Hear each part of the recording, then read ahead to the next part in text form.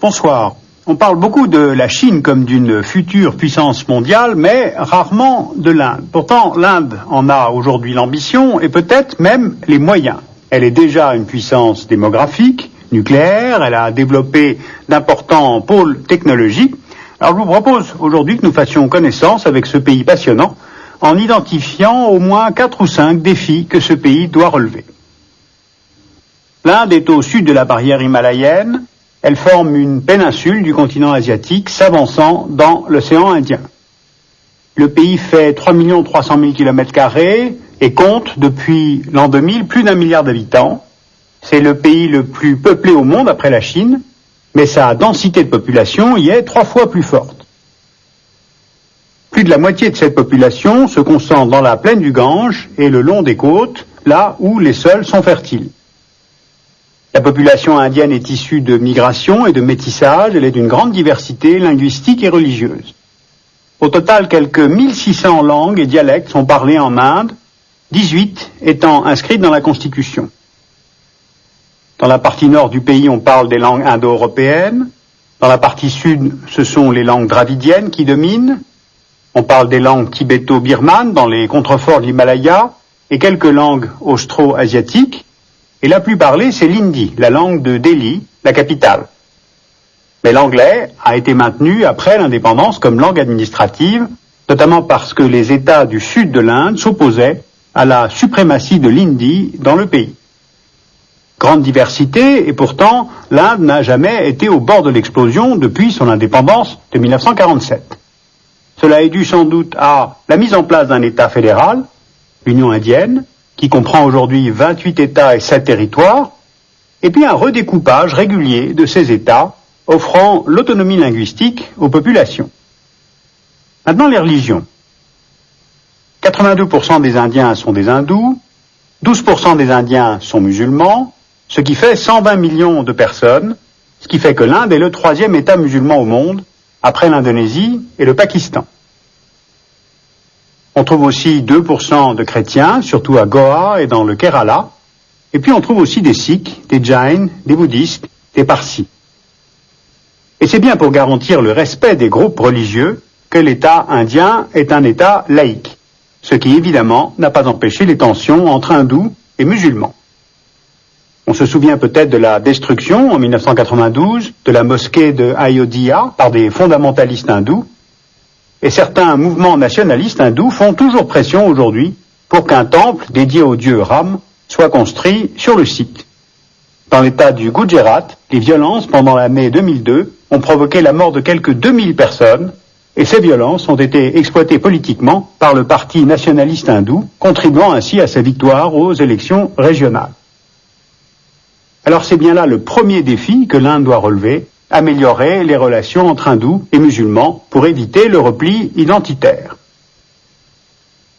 Ensuite, il y a le défi constant du développement économique, évidemment. L'Inde est un pays très agricole, c'est le premier producteur de thé au monde, le 2e producteur de sucre dans la vallée du Gange, d'arachide au centre du pays, de blé au nord-ouest, de riz au nord-est et sur les côtes, et c'est le 3e producteur de coton au monde, coton qui est exploité dans le Pendjab et dans les vallées fluviales de la Narmada, du Godavari et du Krishna.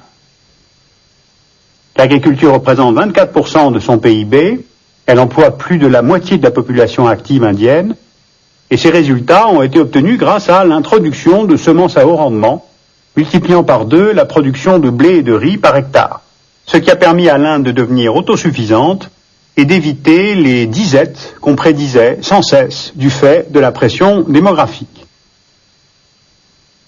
L'Inde est aussi un pays de haute technologie. Leur développement est venu s'appuyer sur un tissu industriel et de services qui remonte à l'époque coloniale, textile, électronique, automobile, et les pôles sont les 3 grands ports de Mumbai, Kolkata et Chennai. Ce sont les nouveaux noms pour Bombay, Calcutta et Madras, et bien sûr la capitale, New Delhi. et ce qui a rendu possible le développement de l'industrie de logiciels et de sous-traitance informatique à Hyderabad et à Bangalore, qui est surnommée la Silicon Valley indienne, c'est l'attractivité des salaires qui sont encore très bas, mais aussi la qualité de l'enseignement supérieur en Inde. Le pays est également très avancé dans le secteur de la pharmacie et des biotechnologies. L'Inde est le premier exportateur mondial de médicaments génériques. L'Inde construit aussi des satellites et compte bien devenir l'un des principaux pays lanceurs à l'échelle mondiale.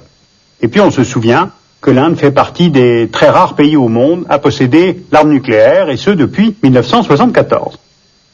Alors évidemment, ces avancées technologiques contribuent à modifier l'image de l'Inde dans le monde.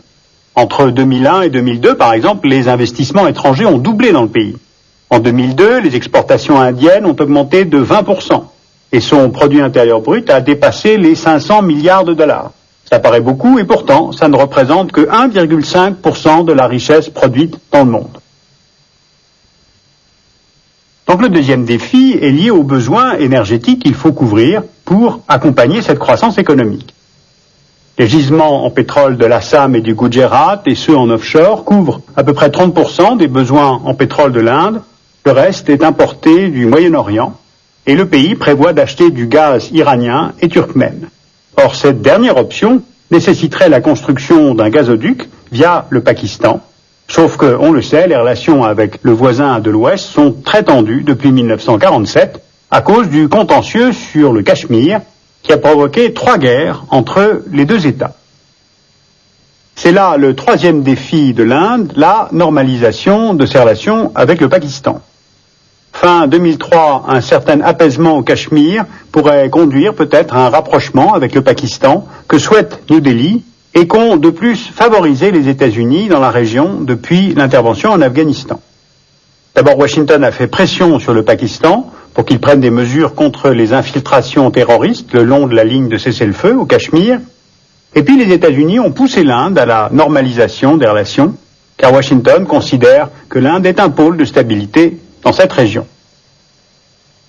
Le quatrième défi pour l'Inde, c'est d'établir des relations de confiance avec la Chine. Et là, les contentieux ne manquent pas. Sur les frontières déjà, l'Aksai Chin a été annexé par la Chine en 1959. L'État de Arunachal Pradesh est revendiqué par Pékin, sans parler du Tibet. Je vous rappelle que l'Inde accueille les réfugiés tibétains, dont le gouvernement du Dalai Lama. Ensuite, Delhi apprécie peu l'aide militaire chinoise apportée au niveau nucléaire aux voisins pakistanais et la construction actuelle d'une base navale chinoise à Gwadar, d'autant que l'influence de la Chine est de plus en plus marquée en Birmanie, le voisin oriental de l'Inde. Et pourtant, Delhi a compris que si l'Inde veut devenir une puissance mondiale, elle doit passer d'une politique de confrontation à une politique de coopération avec Pékin. Depuis la visite du Premier ministre indien en Chine en juin 2003, l'Inde exporte vers la Chine de l'acier, des logiciels, des produits pharmaceutiques. La Chine, de son côté, exporte vers l'Inde de l'électronique et des jouets. Pékin a choisi une société indienne de formation aux nouvelles technologies pour créer 125 écoles informatiques en Chine.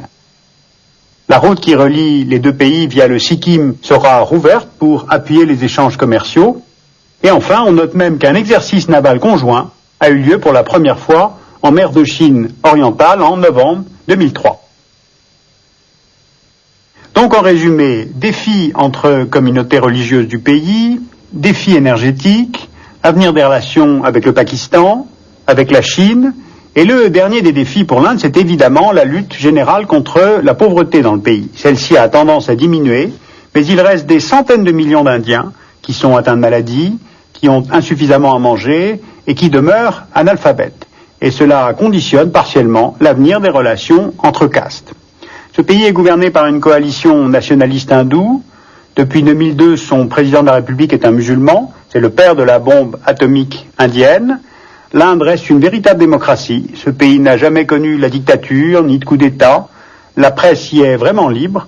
Et ses habitants votent en 2004. Alors justement, il faudra suivre les résultats de cette élection législative, car ils seront indicateurs des orientations politiques du pays et de sa future place sur la scène internationale.